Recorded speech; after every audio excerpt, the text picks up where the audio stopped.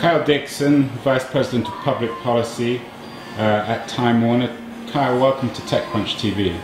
Thanks for having me.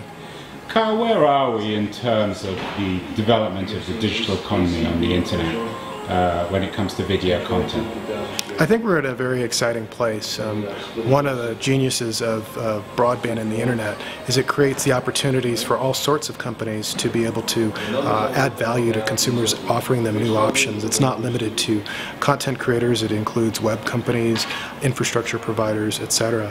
And so we have sort of a competitive free-for-all right now where all of those companies are able to both cooperate in the context of the internet, but also compete to add new value and bring new offers and choices to consumers.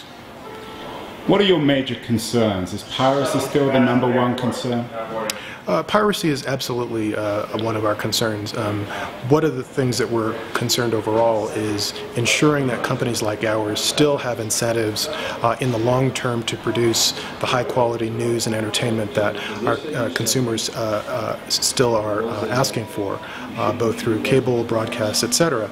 So things like piracy are obviously very detrimental to our business, but we don't stop there in terms of our focus on public policy. We also want to make sure that we created an environment that continues to encourage companies to cooperate to contribute value to consumers, like I mentioned before.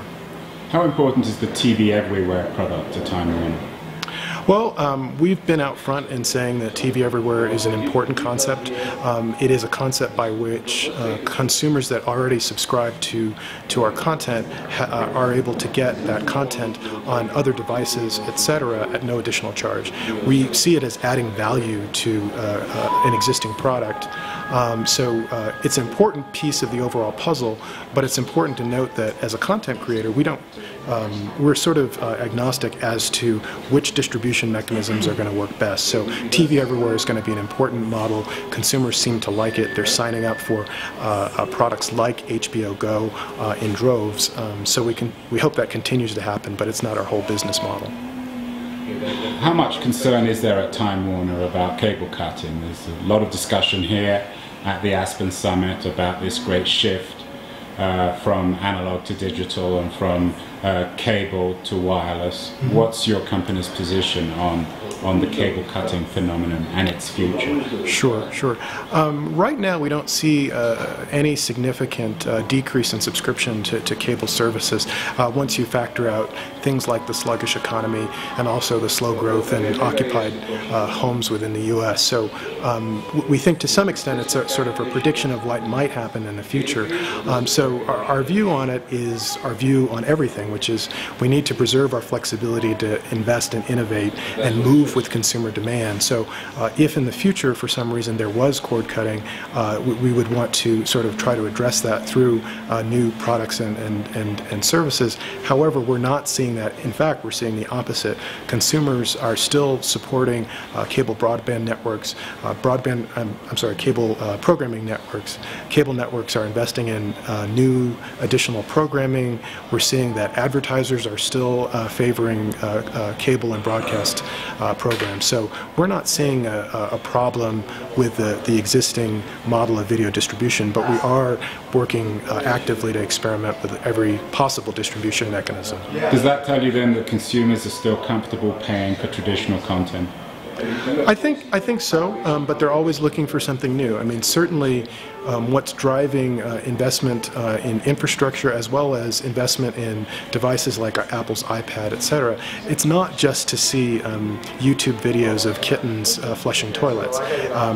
Consumers want to see high quality and frankly very expensive news and entertainment, and they want to also have the benefit of brand names that they associate with high quality content like HBO. And so we think that consumers still love our product, and we hope we can keep pleasing them.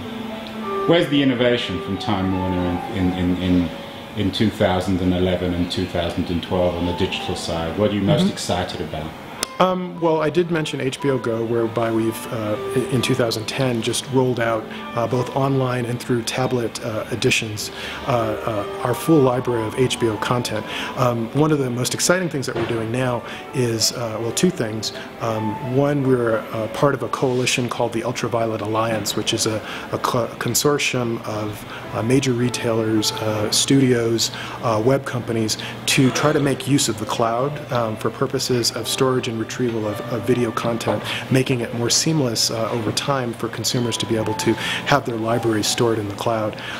We're also integrating one of our most recent acquisitions, the Flickster company, which many consumers know as allowing them to share movie reviews and recommendations, and sort of using that sort of social networking and user-generated content to help augment excitement about our content. So those are a couple of the things that I think are pretty exciting coming up.